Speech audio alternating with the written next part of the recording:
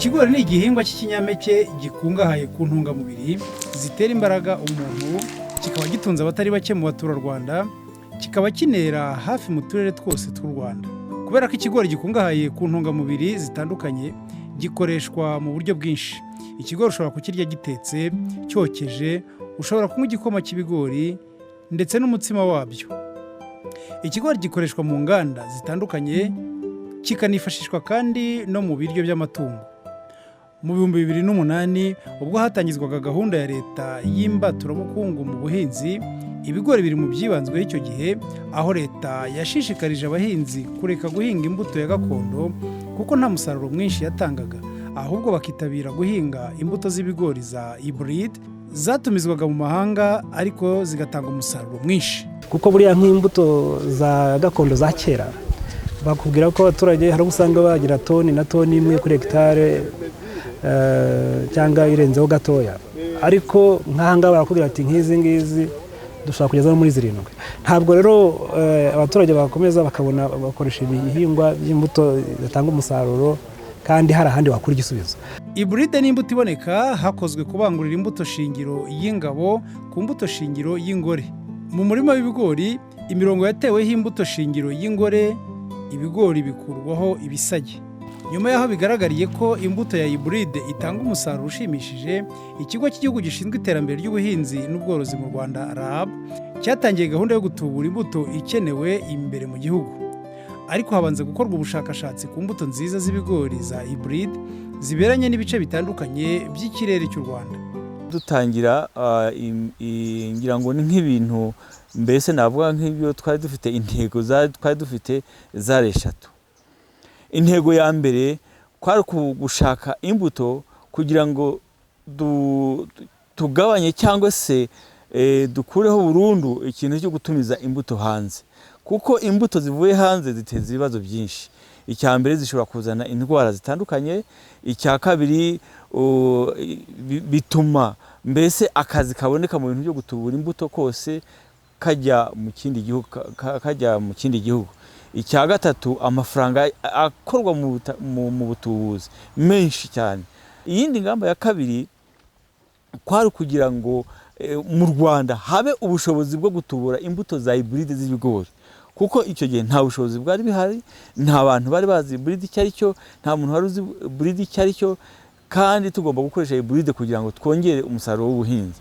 Icya gatatu nk'ibintu byo gutubura imbuto, secteur yo gutubura imbuto ntabwo ishobora kwidevelopa hatabaye ubutubuzi bw'imbuto za hybrid z'ibigori.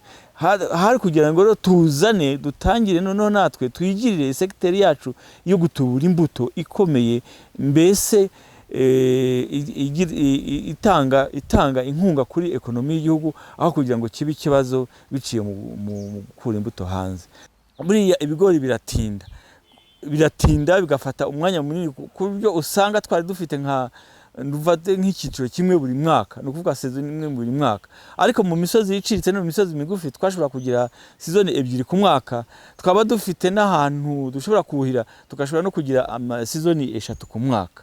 Ibyo rero nibyo byatumye mu misozi iciritse no mu misozi migufi twihuta gusumba mu misozi miremire. Ariko hose tumaze kugera rushimishije, tumaze kubona hybrid zimaze kujya mu batubuzi. Ubushakashatsi bwagaragaje amoko 8 y'imbuto z'ibigori za hybrid, harimo anahingwa mu misozi iciriritse ariyo rahama 104, rahama 1407, rahama 1402 ndetse na rahama 1409. Hakaba n'andane ahingwa mu misozi miremire ariyo rahama ha 1520, rahama ha 1521, rahama ha 1611 na rahama ha 1601. Ayo moko yose yamurikiwe abahinzi b'ibigori. Ariko ubu tuvugana ubushakashatsi bwo mu gihugu imbere bwamaze gushyira hanze amoko arenga 8 y'ibi hybrid twabahaye mu gihugu hirya no hino mu turere twinshi tw'igihugu. Abahinzi bakareba bagatoranya bakavuga bati turazishimye. Henshi rero tumaze kubikora mu bice by'igihugu, abahinzi bagiye bazishima ayo moko. Kandi amoko yatangiye gukoreshwa mu kwihaza mu mbuto mu gihugu. ureba rero urebye aho bigeze ubu ngubu ni igihugu kirimo gitera intambwe ihagije ishimishije kugira ngo kihaze mu mbuto ari nabyo twari tugamije. Mu rwego rwo kwereka abahinzi ibyiza byo gukoresha imbuto z'ibigori zavuye mu bushakashatsi RAB yakoze, hateguye igikorwa cyitwa Field Day. Ni igikorwa RAB yakoze aho yateguye imirima ntangarugero hirya no hino mu gihugu bahingamo imbuto z'ibigori za hybrid zavuye mu bushakashatsi bwakozwe. Iyi mirima RAB ihurizamo abahinzi b'ibigori bakareba umusaruro urimo, bityo bakihitiramo imbuto bazahinga bakurikije imiterere y'ubutaka n'uturere bahingamo. Ni ukuvuga umunsi dufata tukajya ahantu hamwe muri twa turima dufite, twereka abantu ukuntu bimeze aho tugeze mu mbuto zacu mu kwihaza cyane cyane izi hybrid. Mbese kwari nko kwerekana ibyavuye mu turima twigerageza hirya no hino, abahinzi bahanahana amakuru, ari amanama bagiyemo hirya no hino, ari aho bahuriye hirya no hino bakavuga ati twebwe imbuto twarayibonye turayishimye. Ibyo byose bikatugeraho, niyo mpamvu uriya munsi mukuru ari umunsi mukuru ukomeye. Nyuma y'ubushakashatsi ku mbuto y'ibigori ya hybrid no kwereka abahinzi ibyiza byayo, RAB yahise itangira gahunda yo kwigisha abatubuzi b'imbuto uburyo bwo gutubura imbuto z'ibigori za hybrid. Ibi byagiriye abahinzi b'ibigori akamaro kanini cyane kuko bituma babona imbuto ihagije kandi bakayibonera ku gihe. Ni imbuto nziza twarayishimiye twebwe nka kampani ikora kano kazi, kandi abahinzi barayishimiye kuko ifite umusaruro mwiza. Muraza kubyibonera, buri kigori kigiye giheka 2, hari ibyo bambwiye biheka 3. Ni ikigori kimeze neza. Nka kampani yarumbuka, icyo nababwira nuko ni urugendo twatangiranye na RAB igihe kirekire. Twatangiriye ku mbuto y'ibanze ivuye mu bushakashatsi muri 2017. Dukomezanya urugendo kugeza uyu munsi, twahereye kuri hegitari 2, none tuze kuri hegitari 170 tuburaho imbuto. Umwaka utaha tuzatubura kuri hegitari 300. Ni urugendo rero tuzakomezanya, twiyongeye gushoramo imari, kandi ndariyo nshimira abatekinisiye banyu dukorana umunsi ku wundi, kuko ntago twari kubishobora iyo batatwerekera, ariko ndababwira deje yuko tumaze kubimenya. Kampani yacu ikaba itubura imbuto nziza. Imbuto nziza ya hybrid duhabwa imbuto na RAB, none twe tukayitubura, no vuga ngo dukorana na RAB iduha imbuto nkeye ifite yabashe gukura mu bushakashatsi, twebwe tukayitubura, none ikatuvaho igera ku muhinzi. Umurima ukorerwaho ubutubuzi butandukanye n'indi mirimo, kuko cyane nk'iyi hybrid yo ni umurima wagombye kuba ari umwihariko, kubera ko iyo turimo turatubura imbuto bidusaba kugira ngo bitaza kwegera n'ibindi bigori byo hanze, kuko turimo gutubura, mu gutubura dukoresha imbuto 2. Ubu nuvuga ngo tuba dushaka uburyo kubangurizanya imbuto, ubwo rero bidusaba byibura metero 300 kugira ngo tugere ku wundi murima w'abaturage. Imbuto twahingaga y'ibigori twahanahanaga imbuto umuhinzi ku muhinzi ya nyirakagori, niyo twahingaga tukabona nta musaruro bitanga, ariko tuza kuganirizwa n'abajyanama b'ubuhinzi na agronome batugezaho ko ari imbuto za hybrid zaje. Tugira igitekerezo cyo kuba twahindura imbuto, tuzakubibanza kubigerageza kuri R5, tubona bitanga umusaruro, bituma dufata icyemezo cyo kujya dukorana n'umugorodira wo mu murenge, akajya tugezaho iyo mbuto akayitugerezaho ku gihe. Nk'iyi sezo yo twari twahinze Rahama 1407, tubona biduha umusaruro. Iyi gahunda kandi yo gutubura imbuto mu gihugu ije yunganira gahunda ya leta yo kugabanya ibitumizwa mu mahanga, ahubwo tugashishikarizwa gukoresha ibikorerwa mu Rwanda. Kugeza ubu ngubu tumaze kubona akamaro k'ikigori cyane, tumaze kubona n'akamaro ka hybrid. Tugendeye kuri uwo musaruro, na cyane cyane yuko niba umusaruro wiyongereye, ubukungu buriyongera mu rugo, abana bakaba bajya ku mashuri meza, ndetse abana bakaba babona icyo bakeneye cyose, yaba ndetse no muri gahunda yo gutanga za mituweli muri gahunda ya leta twihaye. Umuhinzi wo ukoresha hybrid ntabwo yabura amafaranga yo kugira ngo abashe kwirihira mituweli, ndetse no mu bundi buryo bw'imibereho.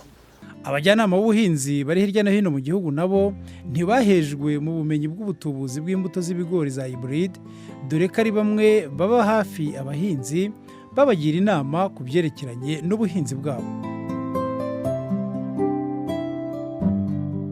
Gahunda yo gutuburira imbuto z'ibigori mu gihugu yahaye abatari bake akazi, bituma bivana mu bukene. binafasha abahinzi kutagira impungenge z'aho bakura imbuto z'ibigori zitanga umusaruro uhagije. Nk'ubu wareba nahingaga iriya mbuto nakubwiye mbere, nkabona umusaruro, mbasha kubaka, mbasha kuba nunze umuryango, ariko noneho icyiza numva nteganye mbere, ndashaka kwisumburaho mu byo, yaba mu butunzi, yaba kuba najyana abana ku ishuri, yaba ari kwagura ubutaka. Mfite intumbero y'uko nanjye nshaka kuba umukire nk'ubwo numva bahenze hybride mbere bakize. Ubukungu ku muhinzi biri mu guhinga hybride, ahubwo rwose mudutunganyiriza imbuto nyinshi tutazongera kubura hybride, natwe dukire kubera hybride.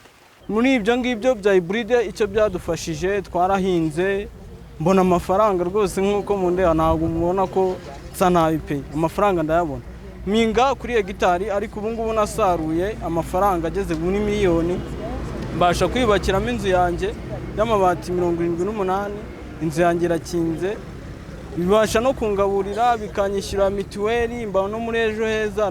Mbese igigori hybride nta kitakoze. Abahinzi rwose bo mu Rwanda ikintu nababwira ni uko ibigori bya hybride ni ibigori bitanga umusaruro, ye bigaha n'umuhinzi amafaranga atubutse, kuko uramutse uhinze kuri hegitari ukakura tone 6 pe, rwose nta kibazo ugira. Ufite abana barihira ku ishuri, mituweli umuntu ayitanga nta kibazo, umuntu arizamura mu rugo, akaba yahindura ubuzima mu rugo, akaba yakubaka inyubako nziza igaragara nk'umuntu mbese wabonye nk'umushahara, nk'uko tubona nk'umuntu w'umukozi wa leta ahembwa amafaranga, akaba yakubaka inzu y'itafari rihiye. N'umuhinzi wahinze neza ntabwo yagira ubwoba bwose bwo guhinga, bwo kubaka inzu nziza rwose. Kuva aho RAB ishyiriye hanze imbuto nshya z'ibigori zatuburiwe mu Rwanda, abahinzi benshi bitabiriye kuzihinga kuko bari bamaze kwerekwa ibyiza byazo. Kuri ubu barishimira umusaruro basigaye babona, dore ko wikubye inshuro zirenze 3. Ubuyobozi bw'inzego z'ibanze bwishimira iki gikorwa RAB yakoze kuko gituma abaturage bayoboye bivana mu bukene, bityo bikabafasha kwesa imihigo. Ariko icyo dushima cyane ni uko iyi mirima shuri yagiyeho kandi ikagezwa no mu rwego rw'umudugudu, bituma abaturage bigira ahantu hafi bakavugurura imihingire, ariko ubwiye uvuguruye imihingire ugira umusaruro ukabona n'amafaranga. Kandi niho twese tugana ubuhinzi bugamije isoko, ukagira uko wihaza mu biribwa ariko ugasagura isoko kugira ngo n'amafaranga tuyabone kandi tuyakoreshe neza. Iyi mbuto y'ibigori rero yarapafominze no mu karere kose, ku buryo ubona ubuhamya bwiza bw'abaturage bavuga ngo twejeje ibigori byinshi byiza. Ubu turimo no gufatanya ku buryo byanikwa neza bikazajya ku isoko bifite karite nziza, bakabereka ko kuvugurura ubuhinzi, guhinga neza bikurikije tekinike bitanga umusaruro ushimishije. Kugeza ubu abatubuzi b'imbuto bahuguwe mu buryo bwo gutubura imbuto za hybride, bakaba gutubura barabigize umwuga, bafite ubushobozi bwo gutubura toni 3,000 by'imbuto za hybride z'ibigori bafashijwe na RAB, ariko intego no kugera kuri toni 5,000. Bikaba bifasha abahinzi b'ibigori kubonera imbuto hafi ndetse no kuzibonera igihe, ku buryo bitakidindiza ubuhinzi bwabo. Ese twakwizera ko ikibazo cy'imbuto y'ibigori gikemutse burundu? Urebye aho bigeze ubu ngubu, ubona igihugu kirimo giteye intambwe ihagije ishimishije kugira ngo kihaze mu mbuto, ari nabyo twari tugamije. Ariko nubwo tuvuga ngo duteze imbere imbuto zikorerwa aha ngaha, ntabwo bivuze ko duciye imbuto, amoko y'imbuto yavaga hanze ko turimo tuyaca mu gihugu. Icyo tuba tureba ni umusaruro, itanga umusaruro. N'ubwo tubaweka mukareba mukitoranyiriza, kandi nayo mbuto zikorerwa hanze nabo batangiye kuzikorera no mu gihugu imbere. Turabona twebwe uyu mwaka wa 2020 turabona ariyo wa nyuma tukarangiza byose. Tubona ko 2021 tuzatwara bigezeho dukurikije imbaraga zirimo n'ubufatanye burimo bwinshi, tubona tuzabishyikaho kugeza ubu ngubu turabona bizashoboka. Ikigori ni ikinyampeke gihingwa hafi ya hose mu Rwanda, gitunze benshi mu Rwanda. Kugira ngo ugihinge ubone umusaruro mwinshi, RAB irabagira inama yo kubanza kumenya ubutaka ibigori byeraho, uko bafumbira umurima w'ibigori, imbuto y'ibigori ikwiye guterwa, uko batera ibigori, kubagara no kumenera, kwicira, gusukira, uko bafumbiza ifumbire ya ure, uko barwanya indwara z'ibyonnyi by'ibigori, uko basarura ibigori, guhungira, guhunika. Ibi byose ubyitayeho nta kabuza wabona umusaruro uhagije. Izo mbuto zose turazishima, rabu nziza uragahoraho. Rabu nziza idufasha mu buhinzi, kazi neza muri kiyabe.